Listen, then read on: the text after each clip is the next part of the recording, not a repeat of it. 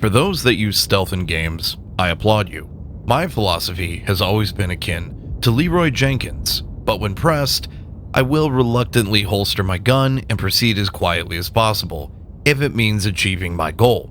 I know there are lots of people that think that the stealth aspect of Helldivers 2 is really enjoyable, so I decided to give it a go myself and see what I could come up with. And here's what I learned.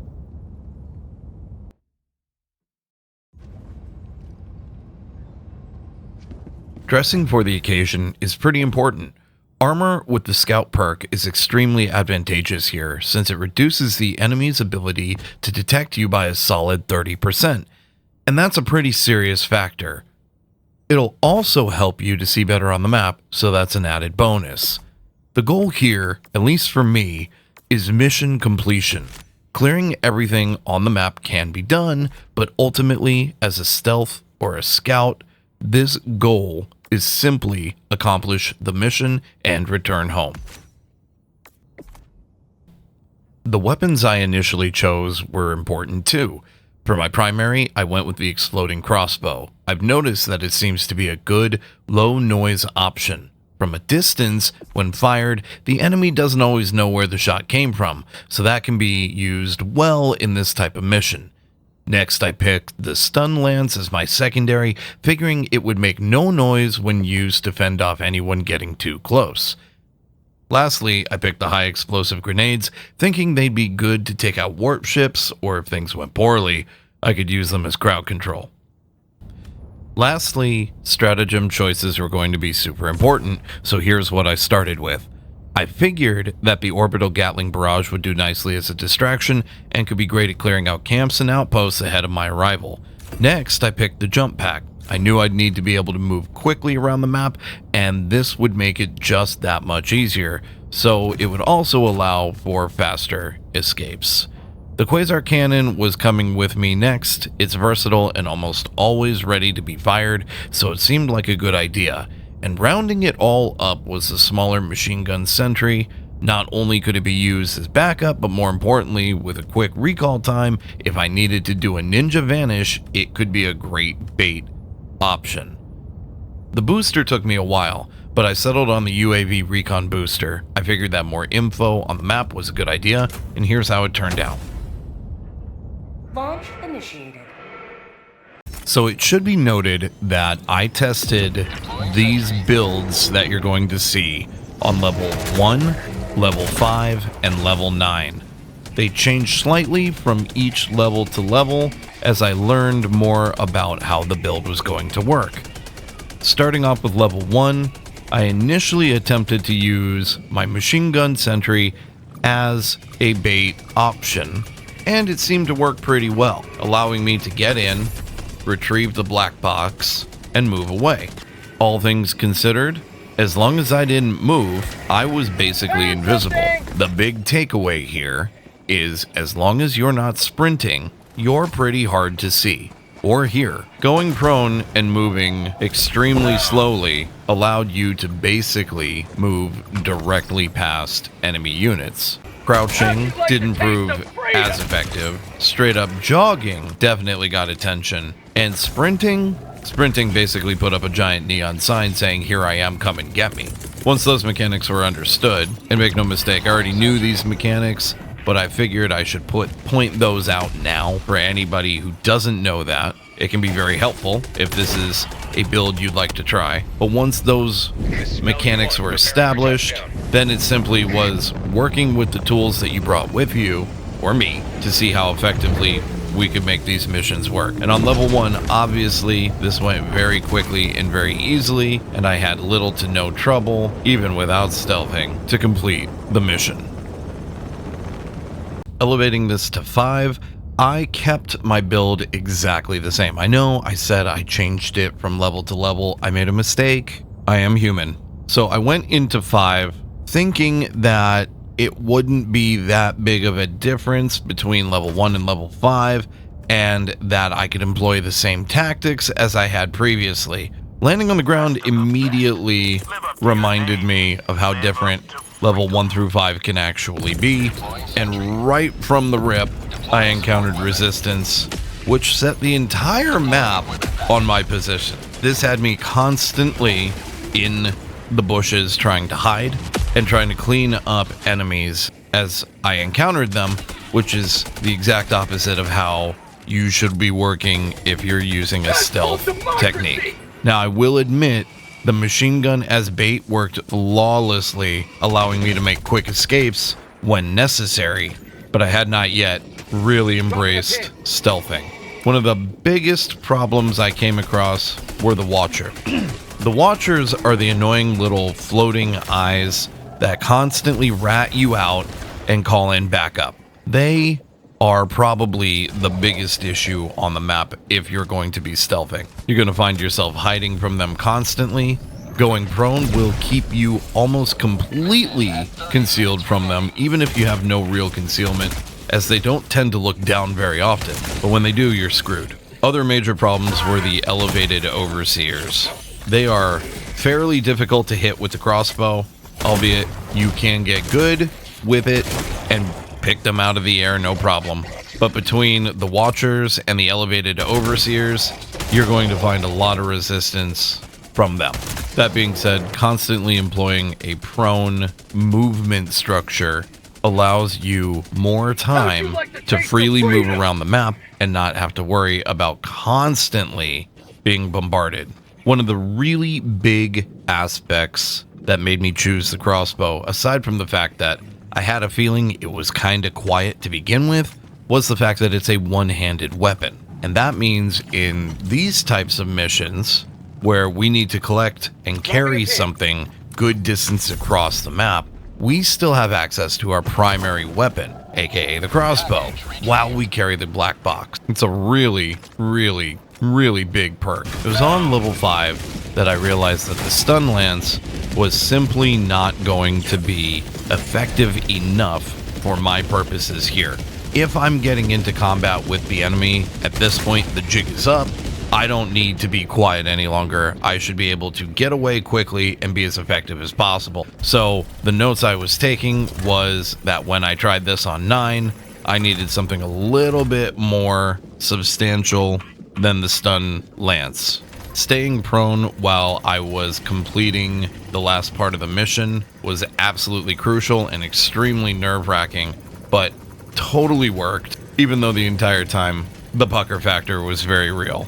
A lot of what made this so frustrating and nerve-wracking was waiting to see if you'd been spotted. A lot of the time, the NPCs will look right over at you, and you think for sure they've got you, but they keep walking. The first thing that goes through my head in these scenarios is, they got me, get up and kill them. But a lot of what I ended up having to do here was simply just stay put until it's blatantly obvious that you need to get up and move. Once the upload completed, at that point, I already knew that I completed the mission, so added bonus is extracting, but let's be real, extraction is always optional. I just wanted to see if I actually could do it, and I didn't really have any problems with it. It got a little crazy, but I jetpacked myself up on top of one of the warp ships and go prone, knowing that I was relatively safe up there for the duration of the call-in timer. And that proved to be accurate. Also, pro tip, you can hide out on top of a warp ship while you're waiting for Pelican 1 to come and get you. We all learned something new. That was what I learned. Well, one of the things I learned. Firing orbital barrage. Clear the area. Extraction complete. Pelican 1 beginning ascent. Level 9 had me thinking completely in a different way. Not pictured here, but I did change out my secondary for the grenade pistol, as well as I replaced the Gatling barrage, the orbital, with an Eagle 500 kg.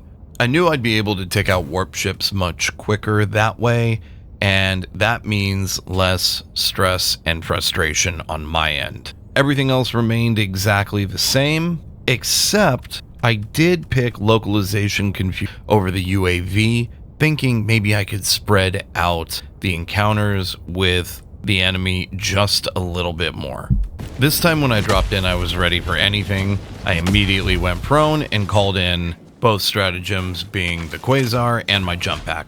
I took immediate shelter against the Watchers and set out across the map to move as quickly as I possibly could without bringing up too much trouble. That proved fruitless quickly and led to me running through where the black box was, only to grab it and immediately jetpack out as quickly as I could. This map was very hot, and it took me a second to really get my bearings and get a leg up on the Illuminate here. I started to learn that if I used the city walls as a barrier, I could essentially dispel aggro once I crossed from one point of the map over the wall and into the city. My thought process here was I could divide the horde that was coming behind me and force them to try to get through the wall at another point and maybe dissuade them from chasing 65% of the time. And yeah, that's a very rough 65%. But 65% of the time, that seemed to work really well. If I got in trouble, I could simply jetpack over the wall and get away. It was situations where there were multiple large enemies to worry about where things really got rough. There could be a Watcher and 2 Harvesters looking for me. And in the case that is pictured here, I'm simply prone and moving very minimally to avoid their detection. One of the issues I did run through in this test was that I dropped the black box someplace and spent the majority of my time attempting to find it again. The silver lining here was it taught me a great deal about how to stay invisible while you're trying to find something. It also made me much more comfortable with moving around in this level, knowing that at any given time I could trigger the aggro for the entire map.